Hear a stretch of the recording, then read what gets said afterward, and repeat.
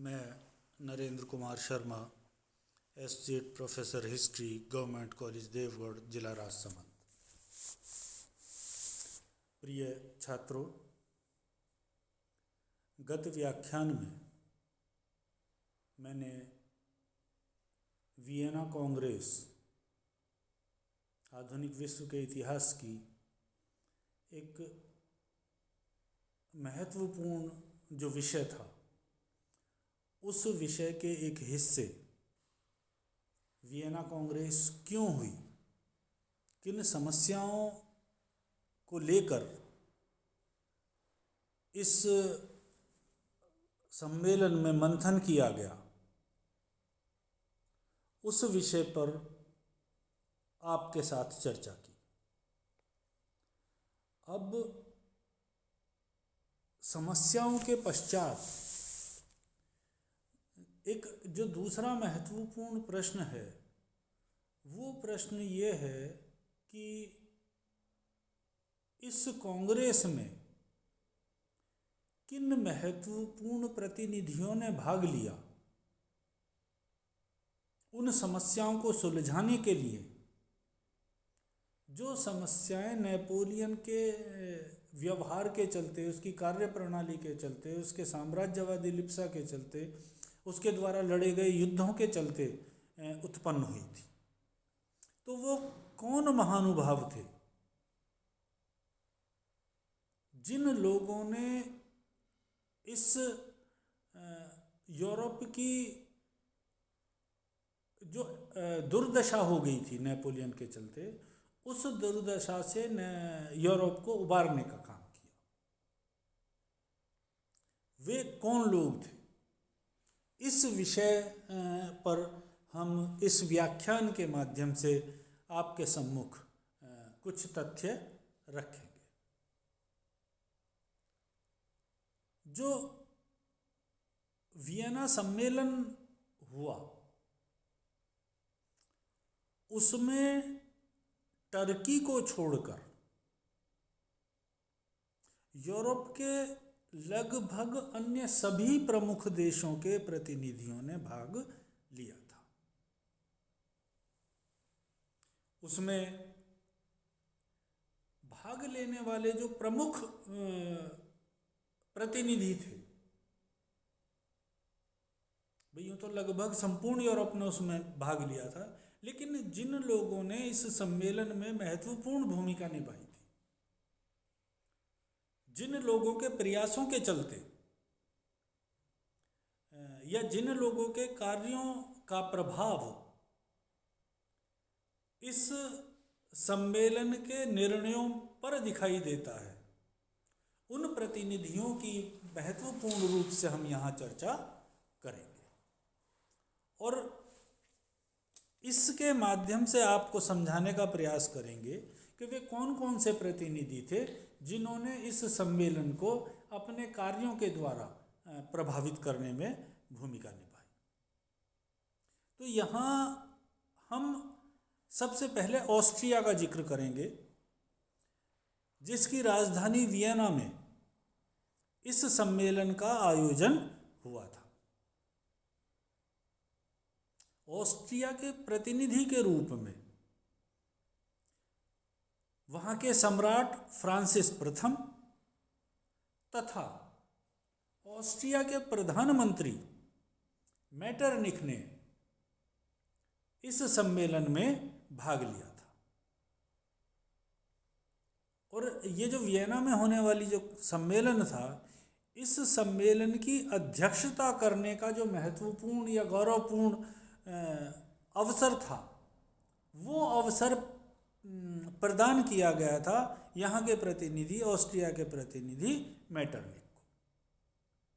और ये संभवतः इस कारण से भी हुआ हो सकता है कि क्योंकि सम्मेलन का जो स्थल था वो ऑस्ट्रिया की राजधानी थी। फिर रूस का जो जार है, रूस के प्रतिनिधि के रूप में रूस के जार अलेक्जेंडर प्रथम ने इस सम्मेलन में भाग लिया था। उसने भी वियना सम्मेलन की अनेक समस्याओं को दूर करने में महत्वपूर्ण भूमिका निभाई थी। जहाँ तक इंग्लैंड का सवाल है, क्योंकि इंग्लैंड एक बड़ी शक्ति थी जिसने महाद्वीपीय व्यवस्था के चलते नेपोलियन के समक्ष एक बड़ी चुनौती प्रस्तुत की थी और नेपोलियन को सीमित करने में, उसके प्रभाव को रोकने में, उसे पराजित करने में बड़ी महत्वपूर्ण भूमिका या केंद्रीय भूमिका निभाई थी। ऐसे देश इंग्लैंड का प्रतिनिधित्व करने का जो दायित्व था वो इंग्लैंड के विदेश मंत्री कैसलरे तथा इंग्लैंड के जो सेनापति थे ड्यूक ऑफ वेलिंगटन, उन्हें प्राप्त हुआ था। इस तरीके से जो इंग्लैंड के विदेश मंत्री कैसलरे हैं और सेनापति ड्यूक ऑफ वेलिंगटन ने इंग्लैंड का प्रतिनिधित्व इस सम्मेलन में किया। प्रशा ने भी इस सम्मेलन में भाग लिया था और यहाँ के प्रतिनिधि के रूप में जो प्रशा का सम्राट है फ्रेडरिक विलियम थर्ड, उन्होंने इस सम्मेलन में प्रशा का प्रतिनिधित्व किया था। जहाँ तक पराजित राष्ट्र फ्रांस के प्रतिनिधि के रूप में भाग लेने वाले व्यक्ति की बात की जाती है, तो उस वहाँ तेलरा नाम के व्यक्ति ने, एक बड़ा महान कूटनीतिज्ञ था जिसने इस सम्मेलन में भाग लिया प्रतिनिधि के रूप में और फ्रांस के हितों की रक्षा करने में उसने अपना सर्वस्व लगा दिया। उसने वो सब कार्य किए जिन कार्यों के माध्यम से फ्रांस की जो ताकत है वो बहुत ज़्यादा कमज़ोर ना हो जाए। फ्रांस के हितों की रक्षा करने में तेलेरा ने महत्वपूर्ण भूमिका का निष्पादन किया। उसने बड़े महत्वपूर्ण डिसीजन लिए और जो मित्र राष्ट्र थे, उनके प्रतिनिधियों को फ्रांस के प्रति प्रतिशोधात्मक निर्णयों से रोकने में या उस प्रतिशोध को काफ़ी हद तक सीमित करने में वो सफल भी रहा। तो इस तरीके से जो महत्वपूर्ण लोग थे, इन 5 देशों के जो प्रतिनिधि थे वो इस सम्मेलन में बड़े महत्वपूर्ण थे और इनमें केंद्रीय भूमिका में थे ऑस्ट्रिया के जो प्रधानमंत्री हैं मेटरनिक। वो इस सम्मेलन के प्रत्येक निर्णय में किस तरीके से यूरोप की प्रादेशिक व्यवस्था को फिर से स्थापित किया जाए, पुनर्व्याख्यायित किया जाए, वो महत्वपूर्ण दायित्व निभाया था मेटरनिक ने। या दूसरे शब्दों में कहें कि मेटरनिक ने इस सम्मेलन को अपने कार्यों से सर्वाधिक प्रभावित किया। अब बात करते हैं वियना कांग्रेस के प्रमुख सिद्धांतों की। वियना कांग्रेस में किन सिद्धांतों के आधार पर कार्य किया, इस विषय में अब बात करेंगे। वियना इस सम्मेलन में जो समस्याएं प्रतिनिधियों के सम्मुख उपस्थित थीं, उन उपस्थित समस्याओं का किन सिद्धांतों के माध्यम से निपटारा किया गया।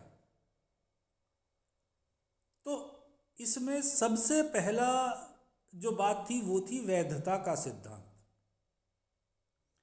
इस सिद्धांत के अनुसार यह निश्चित किया गया कि प्राचीन राजवंश जो नेपोलियन के माध्यम से नेपोलियन के द्वारा बलपूर्वक अपने पदों से च्युत कर दिए गए थे, हटा दिए गए थे। उन्हें राज सिंहासन से वंचित कर दिया गया था। उन्हें फिर से वैधता तथा न्याय के आधार पर उनके राज्यों को फिर से उन्हें वापस दिलाया जाए। ये बड़ी महत्वपूर्ण सिद्धांत था और इसी सिद्धांत के आधार पर फ्रांस में बूर्बो वंश की फिर से प्रतिस्थापना की गई। न केवल फ्रांस की अपितु स्पेन, नेपल्स, सिसिली, इन राज्यों में भी बूर्बो वंश के शासकों को फिर से स्थापित किया गया। इसी तरीके से सार्डिनिया, पीडमांट, इन देशों में सेवाय वंश और हॉलैंड में ऑरेंज वंश की फिर से स्थापना की गई। तो दूसरे शब्दों में हम ये कह सकते हैं कि यूरोप के अंदर फिर से राजतंत्रात्मक व्यवस्था को पुनर्स्थापित करने का जो सिद्धांत था वो एडॉप्ट किया गया। ये सिद्धांत यूरोप में अपनाया गया कि जिस राजतंत्र को नेपोलियन ने तहस नहस किया था, उस व्यवस्था को, राजतंत्रात्मक व्यवस्था की पुनर्स्थापना यूरोप में की जाए। ये एक महत्वपूर्ण सिद्धांत था। इस सिद्धांत के आधार पर यूरोप में इस सम्मेलन के माध्यम से कार्य किया गया। फिर दूसरा जो महत्वपूर्ण सिद्धांत था वो था पुरस्कार और दंड का सिद्धांत। इस सिद्धांत से ये स्पष्ट है कि इसके माध्यम से यह तय किया गया कि जिन राज्यों ने नेपोलियन बोनापार्ट की शक्ति का अंत करने में सहयोग प्रदान किया गया था, उन्हें तो पुरस्कृत किया जाए, और जिन राज्यों ने नेपोलियन के साथ कंधे से कंधा लड़ाकर यूरोपीय शक्तियों को तहस नहस करने में नेपोलियन का साथ दिया था, उन शक्तियों को दंडित किया जाए। तो सम्मेलन में बैठते समय इन प्रतिनिधियों के सम्मुख ये एक सिद्धांत था। जो इसके निर्णय लिए जाने थे वो निर्णय इस सिद्धांत के आधार पर लिए जाने थे कि भाई एक पक्ष को दंडित किया जाना है और एक पक्ष को पुरस्कृत किया जाना है।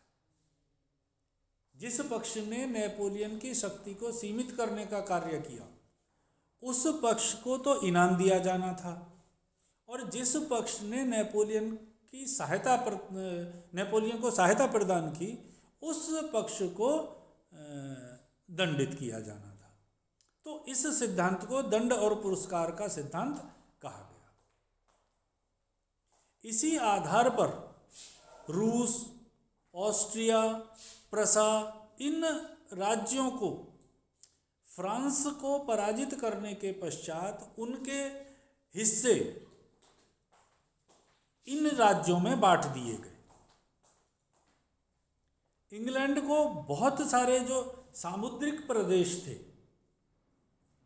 जो समुद्र तट से लगे हुए प्रदेश थे, वो प्रदेश इंग्लैंड को दे दिए गए, और जो बाकी हिस्से थे वो रूस, ऑस्ट्रिया, प्रसा, इन राज्यों में बांट दिए गए। दूसरे शब्दों में हम कहें तो जो यूरोप की व्यवस्था थी उस प्रादेशिक व्यवस्था को इस पुरस्कार और दंड के सिद्धांत के माध्यम से सेटल किया गया, उसे उसका हल निकाला गया।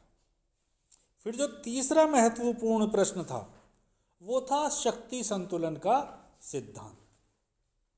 इस सिद्धांत के माध्यम से भी इस सम्मेलन के फैसले लिए जाने थे। इस सिद्धांत के अनुसार यह निश्चित किया गया कि जो नवीन प्रादेशिक व्यवस्था है वो व्यवस्था इस प्रकार से की जाए जिससे यूरोप का कोई भी राष्ट्र इतना अधिक शक्तिशाली ना हो जाए कि वह दूसरे राज्यों के लिए नेपोलियन की तरह फिर से खतरा उत्पन्न कर दे या बाकी राज्यों के लिए खतरा बने। इस सिद्धांत को ध्यान में रखते हुए इस सम्मेलन के निर्णय लिए गए। इस सिद्धांत के आधार पर फ्रांस के चारों ओर बेल्जियम, हॉलैंड, प्रशा और सार्डिनिया इन राज्यों को शक्तिशाली बनाया गया।